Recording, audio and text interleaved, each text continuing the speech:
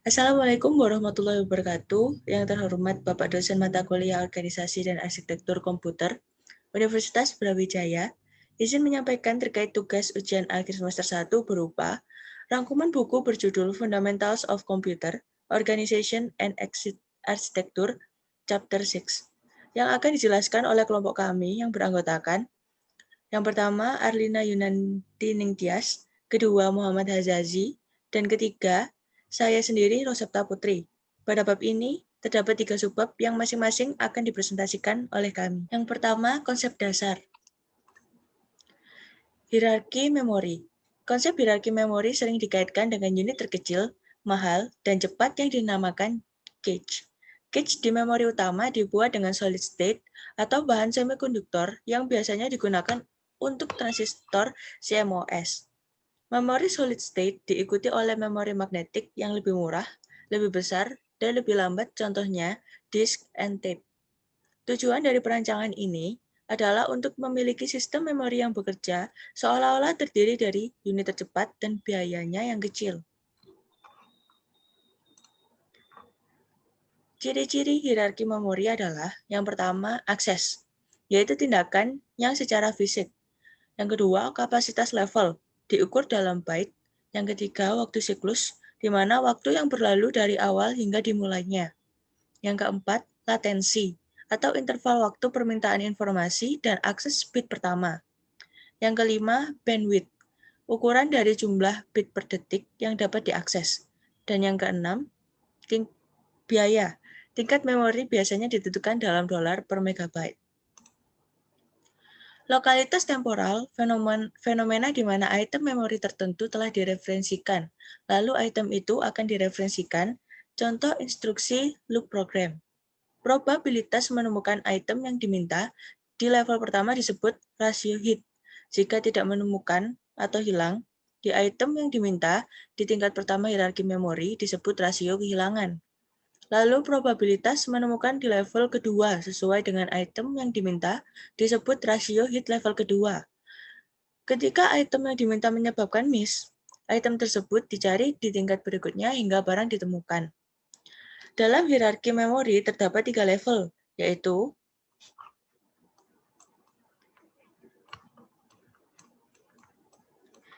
di mana waktu akses memori rata-rata dari tingkat memori didefinisikan sebagai waktu yang diperlukan untuk mengakses satu kata di tingkat itu. 2. Memory cache. Next.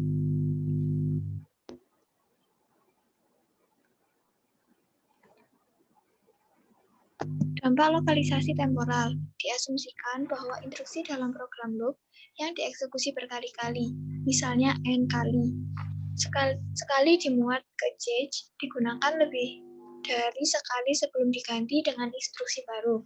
Dampak lokasi spesial. Diasumsikan bahwa ukuran blok yang ditransfer dari memori utama ke cache jika hilang adalah M elemen. Selain itu, diasumsikan juga bahwa karena lokasi spesial, semua M elemen diminta satu persatu oleh prosesor. Dampak gabungan temporal dan spesial lokalitas. Elemen yang diminta oleh prosesor membuat cache miss yang mengarah ke transfer block yang terdiri dari elemen M ke cache. Karena lokasi spasial, semua M elemen yang merupakan blok diminta satu persatu oleh prosesor. Fungsi pemetaan cache mempertimbangkan antarmuka antara dua level yang berurutan dalam hierarki memori, yaitu level primer dan level sekunder. Permintaan untuk mengakses elemen dibuat oleh prosesor dengan mengeluarkan alamat elemen yang diminta. Yang dikeluarkan oleh prosesor mungkin sesuai dengan elemen yang ada saat ini di cache atau cache hit.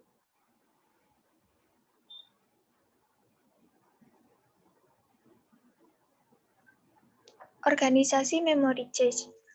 Terdapat beberapa teknik utama, antara lain, 1. Kriteria yang digunakan untuk menempatkan dalam cache blok termasuk dari memori utama.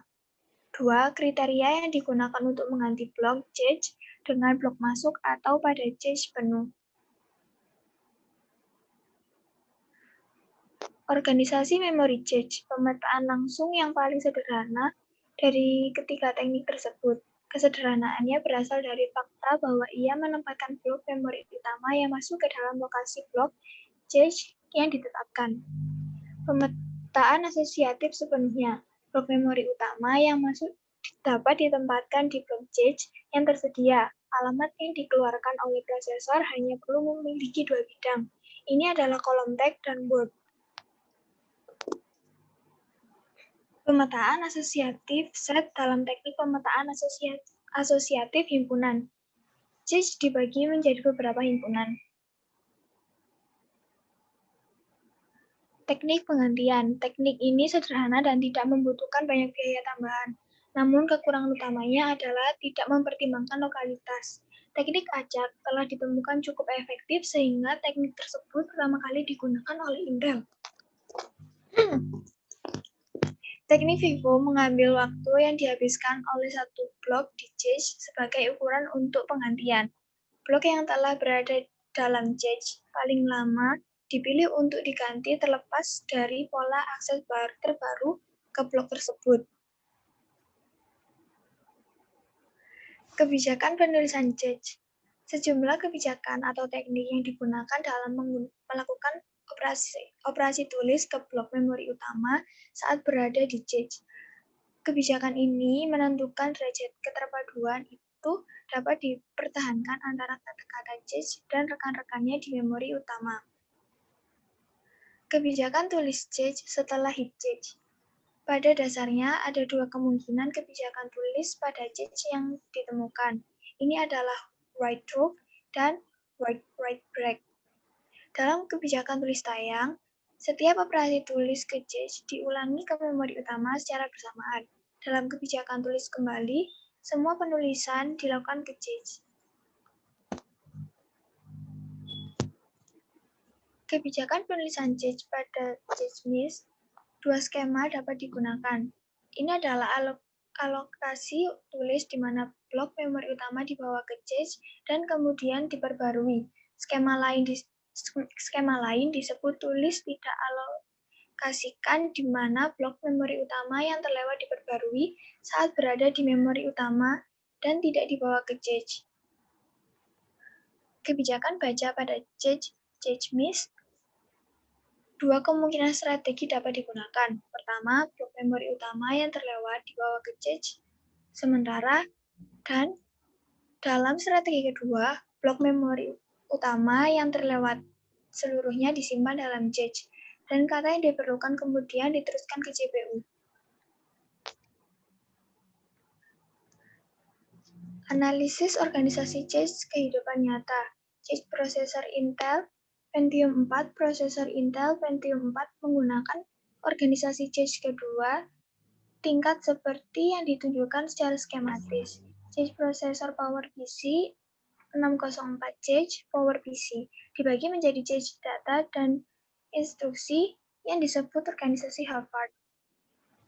PNC Sierra RM7000A64 bit MIPS RISC prosesor ARM7000. Dalam kasus ini, 3 cache terpisah disertakan. Ini adalah 1 cache instruksi utama A16KB, set asosiatif cache 4 arah. 2 cache data primer, cache asosiatif 4 arah 16KB. Dan yang ketiga, cache sekunder 256KB, cache state asosiatif 4 arah. Selain 3 cache dalam chip, RM700 menyediakan antarmuka cache tersier khusus yang mendukung ukuran cache tersier 512KB, 12MB, dan 8MB.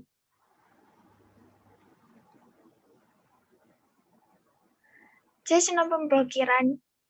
Cache tidak terhenti saat terlewat, melainkan prosesor terdeteksi dari cache utama sehingga salah satu dari peristiwa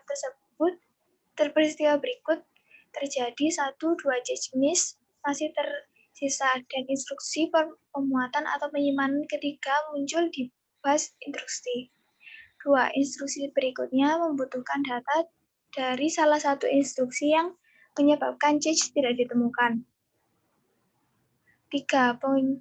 Penguncian change dalam skema ini. Kode kritis atau segmen data dikunci ke dalam change primer dan sekunder. Yang ketiga adalah rangkuman. Di sini saya menggantikan teman saya, Muhammad Azazi. Baik, dalam bab ini kami membahas desain dan analisis level pertama dari hierarki memori, yaitu change. Terdapat 3 pemetaan penting dari change, yaitu pemetaan langsung, asosiatif, dan set asosiatif yang dianalisis dan ukuran kinerjanya dibandingkan. Dampak dari 3 teknik pada rasio change dianalisis. Kebijakan penulisan change juga diperkenalkan dan dianalisis. Diskusi kita tentang change diakhiri dengan presentasi organisasi memori change dan karakteristik 3 contoh kehidupan nyata. Yang pertama, prosesor Pentium 4, lalu PowerPC, dan PMC Sierra RM7000. Baik, sekian dari kelompok kami. Apabila ada salah, mohon maaf. Wassalamualaikum warahmatullahi wabarakatuh.